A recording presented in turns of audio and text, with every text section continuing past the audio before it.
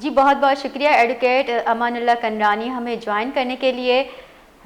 جی کنرانی صاحب، کیا بلوچستان اسمبلی کے حوالے سے جو فیصلہ محفوظ کیا گیا ہے بلوچستان ہائی کورٹ کی جانب سے، آپ کیا سمجھتے ہیں کہ یہ ایک درست فیصلہ ہے کہ بلوچستان کے حالات کے پیش نظر اس طرح کے اخراجات جو ہے وہ مناسب رہیں گے؟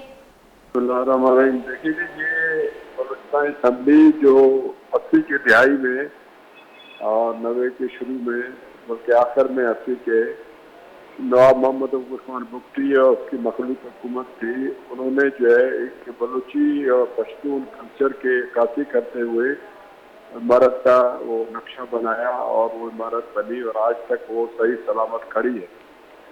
بلا وجہ جو ہے اس عمارت کے نقشے کو متاثر کر کے اور اس کو گرا کر منظم کر کے ایک نئی عمارت بنانا 5 ارب روپے کرنا، یہ ہماری نزدیک بڑی زیادتی تھی۔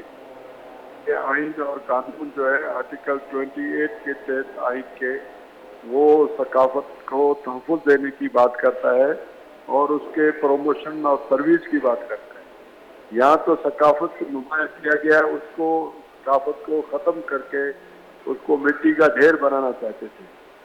تو اس پر عدالت نے جو ہے یہ مہربانی کی، ہماری بات سنی اور اس کے بعد ہم نے مثالیں دی کہ برطانیہ کا جو اسمبلی ہے سینکڑوں سال پرانی ہے، اس کے باوجود کہ وہاں آبادی بڑی ہے، ممبر بڑے ہیں، مگر کبھی انہوں نے اسمبلی کو توڑا نہیں ہے۔ سندھ اسمبلی بھی نئی بنی ہے مگر پرانی اسمبلی کو انہوں نے نہیں توڑا ہے۔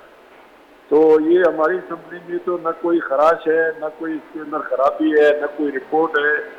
بلا وجہ کسی سیاسی عداوت کی وجہ سے یہ نواب محمد اکبر خان بگٹی نے بنایا تھا، اس کے نام نشانی کو مٹانا جو ہے قوم کے ساتھ زیادتی پر ہائی کورٹ نے نوٹس لیا اور وزیر اعلیٰ کو طلب کیا 2 ہفتے کے بعد، اور تمام جو متعلقہ لوگ ہیں ان کو بھی نوٹس جاری کر دیا۔ بہت بہت شکریہ ایڈوکیٹ امان اللہ کنرانی صاحب ہمیں جوائن کرنے کے لیے۔